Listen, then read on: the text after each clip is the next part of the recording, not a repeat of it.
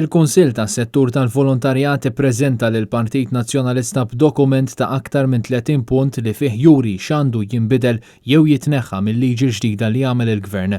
Dan id-dokument kien preżentat lill-Gvern biex issa issir konsultazzjoni sħiħa mal-għaqdiet volontarji qabel ma tidħol fis-seħħ il-liġi. Il-preżentazzjoni saret lil kelliem tal-Partit Nazzjonalista f'dan il-qasam Kevin Kutajjar. B'saħħna bħala oppożizzjoni qegħdin fuq l-istess linja tal-Kunsill Malti għas-settur tal-volontarjat li dawn il-biċċiet tal-liġi dawn l-avviżi legali għandhom jiġu sospiżi biex wieħed jirrevedihom u jara kif jista' itejjibhom u jagħmel.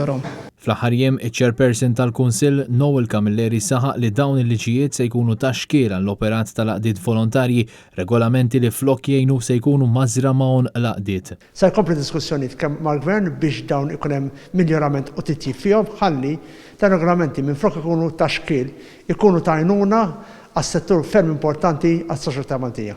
Dan is-settur ħaddem mal-5,000 persuna u fl-aħħar jiem il-Kunsill saħaq li dawn il-liġijiet li ħareġ il-Gvern mingħajr ebda konsultazzjoni se joħolqu l-prosperità tal-għaqdiet.